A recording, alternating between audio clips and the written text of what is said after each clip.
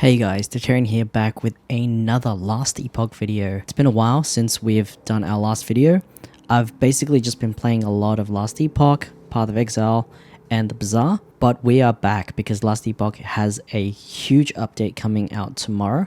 So I thought I'd take some time to talk about the changes that are actually coming to Sentinel. Sentinel is the biggest reworked class this particular patch, and this particular patch will also be adding a lot of endgame features and a lot of quality of life features as well. So it's going to be so much easier to blast and craft the gear that you want and do so much more in the endgame as well. We have the build planner here. Last Epoch Tools has updated their planner, so they have put in a lot of the changes that will be coming, and I'll actually be focusing.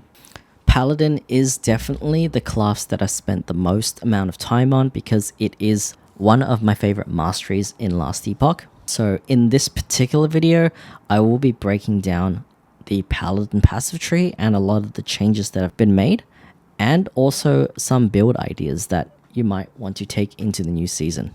So one thing I did want to talk about in this video was comparing the passive changes from last season and this season. Now I did have a look at the notes, and when they did say they reworked the Sentinel, the biggest changes in terms of the masteries is to the Paladin and to the Void Knight classes. A lot of these skills and passives have been reworked, and Forge Guard, because it was reworked in the last patch, not as many changes in the Forge Guard tree was made, but there is a huge node in the Forge Guard tree which we will talk about. So just going through the patch notes, I'm not going to go through the patch notes because there are literally hundreds of pages in the patch notes, but we'll go straight to the Sentinel passives and skills and see what's been reworked. And again, I don't want to focus on any of the other classes because Sentinel is the class that I've played. It's the class that I've known the most.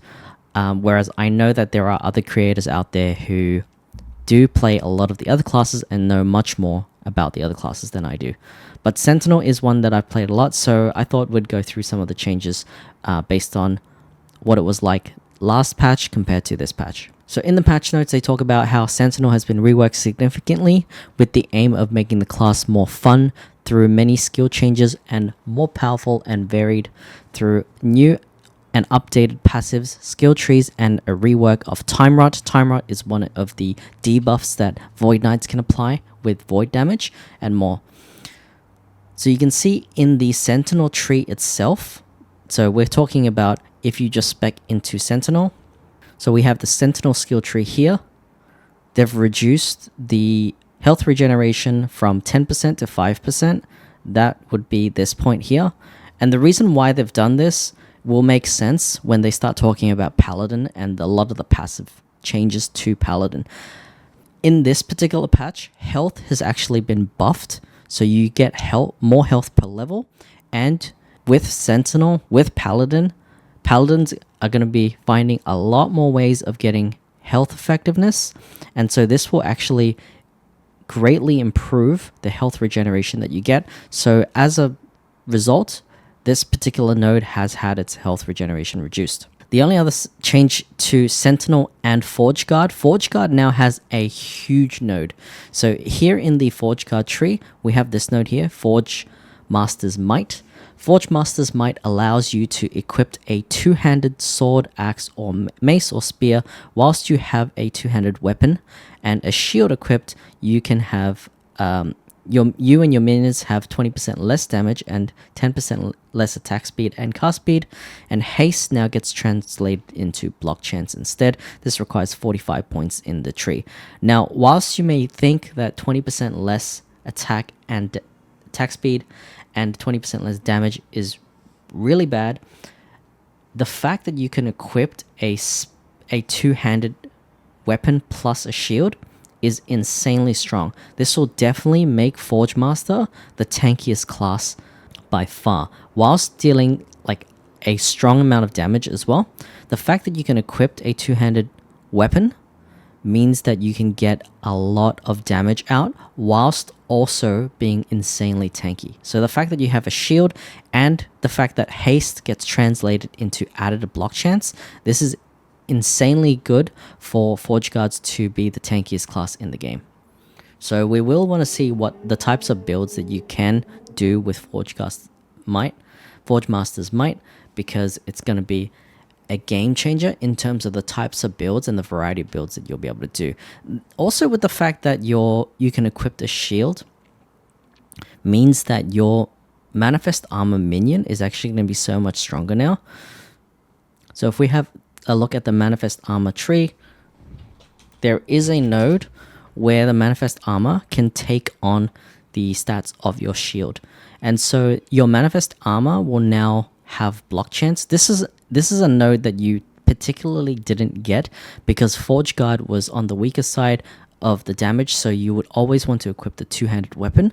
But now with this fact that you can actually add the shield, means that your Manifest Armor is going to be so tanky, and you yourself will also be tanky as well. There is a new unique as well that's coming to the game.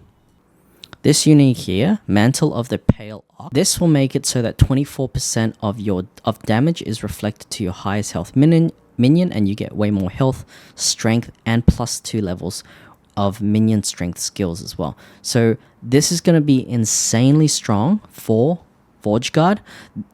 This unique armor has all the stats that you want on a Sentinel. You want armor, you want healing effectiveness, you want strength, and you want move speed, you want all of the minion types of nodes. This is going to be a perfect combination for the new Manifest Armor. So yeah, but the fact that your Manifest Armor can take on your shield, and the fact that you'll be able to wear a two-handed weapon, means that you can scale insane amounts of damage whilst not having to worry so much about your defensiveness stats as well. So moving on from Sentinel passive tree and the Forge Guard passive tree, there's been a bunch of changes to Paladin. Paladin has had a complete rework on a lot of their skills. Main things they were focused on with the Paladin skill tree, passive points, was they added a lot of threshold bonuses. So with what I mean by that is when you scale a certain amount of points on a passive node, for example, like a 5-point bonus or a 3-point bonus, it does additional things. So for example, here we can see Defiance.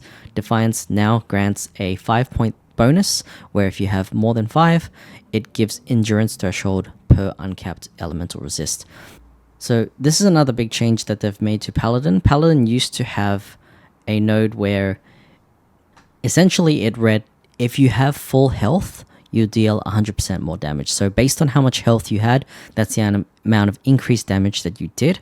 Now they've actually included a more damage multiplier instead of an increased damage multiplier. So this is a lot better because you can get up to 15% more damage as opposed to 100% increased damage. More damage multipliers are far stronger than an increased damage multiplier.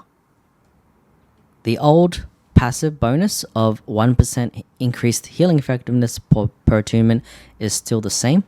But again, with Paladin, because you're stacking a lot of attunement and you're stacking a lot of healing effectiveness in the tree, Paladin's going to be very, very tanky and really good at surviving any content in the game. Next, we have this honor node, and they've actually increased the bonus from the 3-point bonus from 2% to 3% block chance, and they've also increased the block effectiveness on Paladin as well, so they're going to be much more tanky in their build. They've reworked a lot of the nodes in terms of distinguishing the types of build pathways you want to go. So the top section of Paladin focuses on like fire damage as well as throwing damage. Whereas like the middle section kind of focuses on some lightning resistance node, like lightning type nodes, and the bottom is heavily focused on healing effectiveness and physical damage nodes. Another really cool addition that they've made is they've Paladin synergy with Divine Bolts. Now Divine Bolts is like a caster, is an ability that you can trigger. In this case, on melee hit. So when you melee hit something, you cast a Divine Bolt. Now, Divine Bolt is actually a fire spell, And so as paladins scale into attunement and fire damage, they can trigger stronger divine bolts. So here you can see a 3-point bonus where you can cast an additional divine bolt, and going across you can trigger the 4-point bonus to get an additional divine bolt as well. So this divine bolts node is going to be really good to work with a healing hands based type build. Healing hands is naturally a healing spell, but when you take this node here, the Seraph Blade, it converts to fire damage, and so you can kind of scale your spell damage because healing hands is a spell. You can also scale your fire damage as well, and so going into this as well, you can cast divine bolts on healing hands, and so this divine catalyst paired with the divine bolts means that you'll be casting a lot of divine bolts with your nodes. So you can see divine bolts scales off of damage, spell, and attunement, and naturally paladins will be getting a lot of fire, spell, and attunement in their skill tree as well as in their items as well. Now, I'm not going to go through every single change that they've made because almost every single node in the Paladin tree has been touched in some way, and so it's been changed or reworked. But let's go through some of the big changes that they've made. So one, Defiance, there's endurance threshold that you can get much more easily on the Paladin tree because naturally as a Paladin you are going to spec into attunement to get spell damage. This makes it so that Paladins can also get endurance threshold quite easily into their builds. You have the block chance here. This node here, the Sanctuary Garden, has been reworked. So instead of granting spell chance with shield, now it actually grants all resist. But you still want to pick this up if you are doing a spell-based build because it gives cast speed, and armor when you use a shield. So using a scepter or a wand in your Paladin builds with a shield is going to be the preferred way of building into, because with Heaven's Bulwark you still get the 3 spell damage per point. You can get up to 30 spell damage using a shield, and with that shield you're going to be much more tanky because you'll be able to get 15 all resist, more armor and cast speed, as well as going into here more block chance as well. So a lot of defensive perks that you get from speccing into a shield.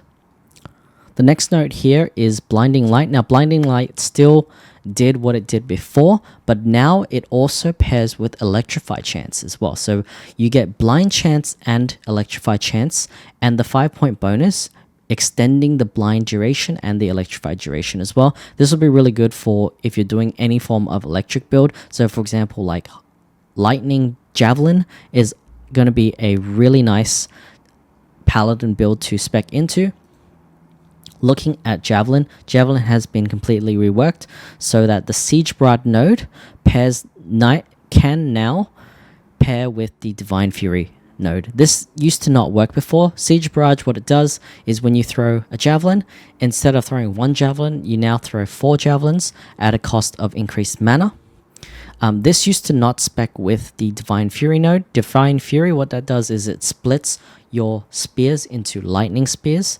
But now what will happen is when you throw your javelins, you'll throw 4 javelins and then they'll split into lightning spears.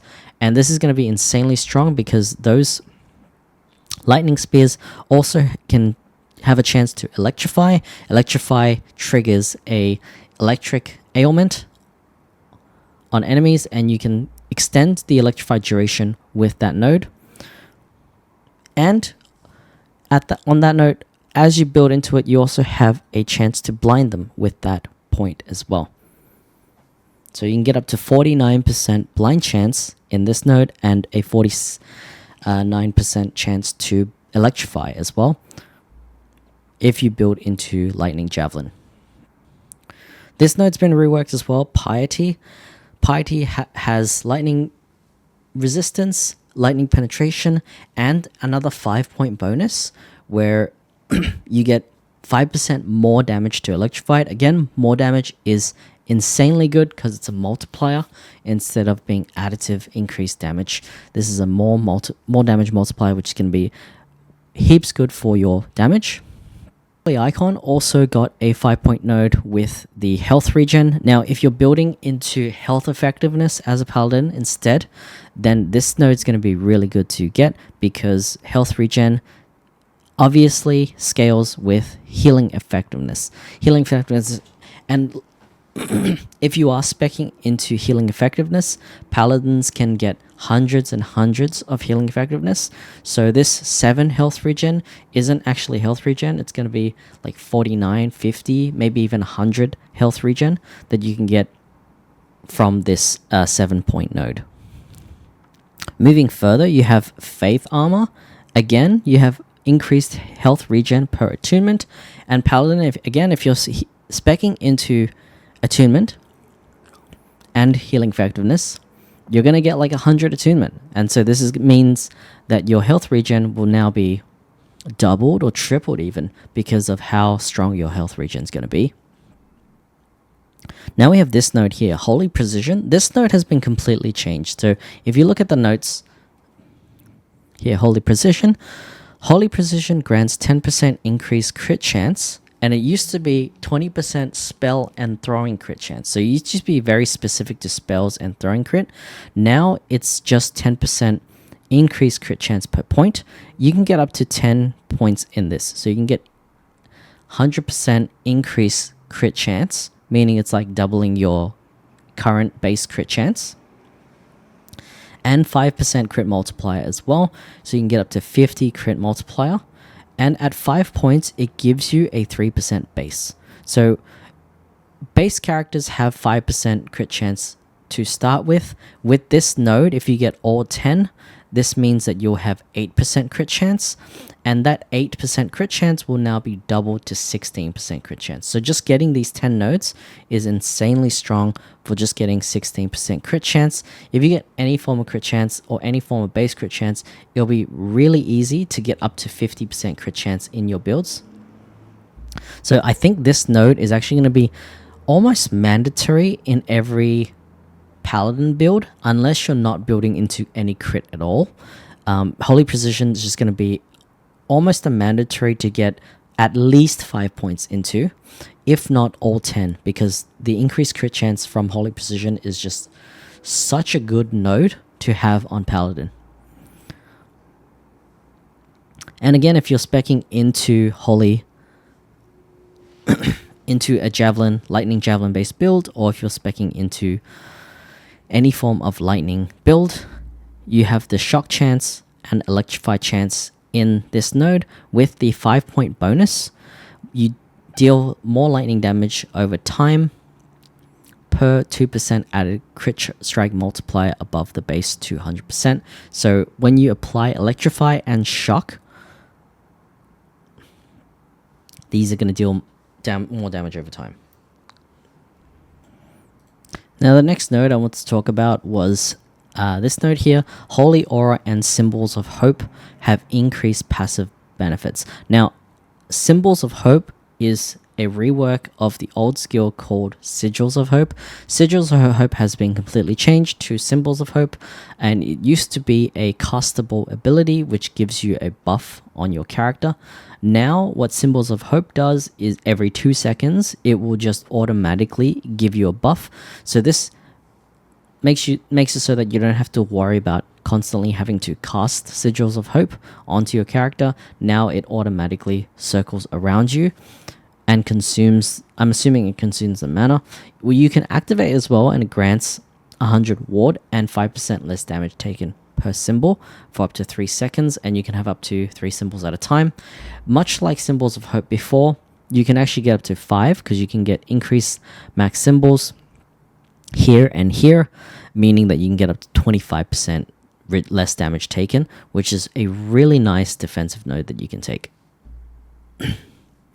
Sigils of Hope was a good node before because it did a whole bunch of things. So you could get like extra fire damage, you can get ignite chance, and things like that. Now, the fact that you don't have to cast it yourself manually means that I think it's a better quality of life feature because then you don't have to think about having to cast your Symbols of Hope constantly. Now the uptime of your buffs is much higher because you don't have to think about it anymore. Holy Aura is still the same. Holy Aura is still the same on Paladin, but you can activate it as well, which doubles the bonus of your buffs on your character. So pretty much I suspect that a lot of Paladin builds are going to look very similar to what it did before, only this time there's going to be a much more variety of different types of builds that you can go into. Almost every single Paladin build is going to use Holy Aura, Symbols of Hope. These two are really strong buffs that just constantly apply to your character without you having to think about it. And they have really good activatable bonuses. This is going to be your defensive synergy trigger, and this is going to be your damage damage trigger. Then most Paladins are probably going to take Healing Hands in some form. You can use Healing Hands as a traversal skill. You can use it as a damage skill. You can just include it in your bar and not spam it at all, and just have it trigger when you use Smite, for example, or have it trigger when you use like a melee build like Rive or Vengeance, have a chance to trigger on Healing Hands because of this node here, Cleric's Hammer. So you can you can build into like a fire damage build, going into Seraph's Blade and going into Cleric's Hammer, and having it so that every time you melee hit, it casts Healing Hands and deals fire damage. The last passive node I want to talk about is this one, Dedication. So Dedication here, the top bit is still the same, similar to what it was like before. Attunement. Dedication did give attunement before, but now it grants 1% max mana per point. Now this is really strong on Paladin because as you build attunement, it gives you max mana anyway. The fact that you can get 10% increased mana means that builds like Judgment or Smite are going to be even stronger. Judgment naturally just uses your mana pool to cast Judgment. There's a node in Judgment which was reworked due to the volatile reverse change. So if we look at Judgment here, there's this node called Pious Offering, which consumes up to 25% of your current mana to deal way more damage. So the damage on this is similar to what it was before, only now because they've reworked volatile reversal, you don't have a way of like spamming the Judgment, but this will use less of your mana. So if you build into mana recovery, like this node for example, this will give you a chance to gain back your mana. So this node is really strong on Judgment if you are going into like a one-hit build with Judgment. Otherwise, Smite also uses the Devotion Amulet. Now, Devotion Amulet deals damage based on the amount of mana that you've used. So if we look up Devotion, this amulet here, it deals 1% spell damage with Smite per 5 missing mana. This pairs naturally with the Dedication node because you're going to have a lot of mana missing if you use up a lot of your mana, and the fact that you have the increased mana means more spell damage on your Smite and more damage on your Judgment. It now also grants a 5-point bonus. You have increased mana regen per block chance above 50%. And on Paladin, if you're using a shield, it's going to be very easy to get block chance above 50. In fact, it might actually be possible to easily get 100% block chance. So you will have 100% mana regen above 50%.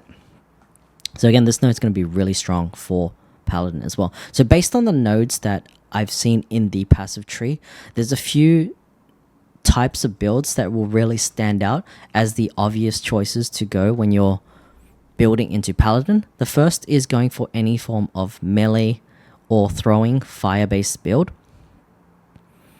We have melee increased attack speed and melee ignite chance. So these are going to be nice to work with Void Cleave, because Void Cleave does have a fire damage type build that you can go for. Or you could build into you could maybe go into a fire-based Rive build. The only annoying thing is that you need to use a mace instead of a sword. Swords have faster attack speed, but you can build into fire because you're going to get a lot of attunement on Paladin. The other might be also Vengeance as well, because you're going to get fire-based here. You could go into a more fire-based build, and so with these fire nodes, you can pair this with some healing effectiveness and pair that with healing hands. And so that will be like a fire-based combo that you could do. The other would be like a healing hands divine bolts build, where you spec heavily into attunement, into healing effectiveness, and try to get a lot of damage on your healing hands and also on your divine bolts as well. In terms of healing hands as a damage skill, as you spec into healing effectiveness, it deals more damage because you can get nodes that affect it. So for example, this node here, healing hands deals additional spell damage based on your increased healing effectiveness and on healing effectiveness from this tree. So as you get more healing effectiveness, you deal spell fire damage, and that's going to be really strong. Which also scales your divine bolts as well. Then the other obvious build to go for would be like lightning javelin, where you have a lot of electrify. You have increased damage with electrify and lightning damage. And you also have throwing attack damage as well in Force of Devotion, so you can build into like a throwing build. The other is any form of Hammerden build. You can do Bleed Hammerden. You can also do the classic Hammerden build with more bleeding from these nodes and also throwing damage here as well. And there are other builds where healing hands, where hammers or any of your skills are used to trigger other effects. So for example, instead of doing a Hammerden build, you can use your hammers to trigger smite. So there's going to be other creative builds that you can do. In that build, you don't actually spec into throwing damage, you actually spec into spell damage, but you'll be getting a lot of throwing attack speed to try and trigger hammers as fast as possible. Those hammers being spammed will then hit enemies and trigger smite upon them. So that's going to be a nice build to go into. With the lightning javelin, you have the nodes here for increased crit chance. There are crit chance node in the javelin tree as well, and you have increased shock chance and electrify chance, which is going to pair with this build. Otherwise, you can spec heavily into a lot of healing attunement, healing effectiveness, and attunement, and that will also mean that as you stay at increased HP, you're going to be dealing 15% more damage with Paladin's passives. Alright, that's been my breakdown of the passive points for Paladin. I will link the patch notes in the description down below, so if you get a chance, check it out. And also check out Last Epoch tools as well, because they have a lot of information about the new patch on there already, and you can start planning your builds as well. As I've already mentioned, I'm going to be blasting Last Epoch. I'm going to be doing a lot of different types of builds, particularly on Paladin. So my idea is to start with a Lightning Javelin build. I want to try Bleed Hammerden. I want to try different Hammerden type builds. I want to try a fire-based build, like a melee build, and also maybe like a Divine Bolts Healing Hands type build as well. So a lot of different types of builds for this patch, because a lot of changes are coming.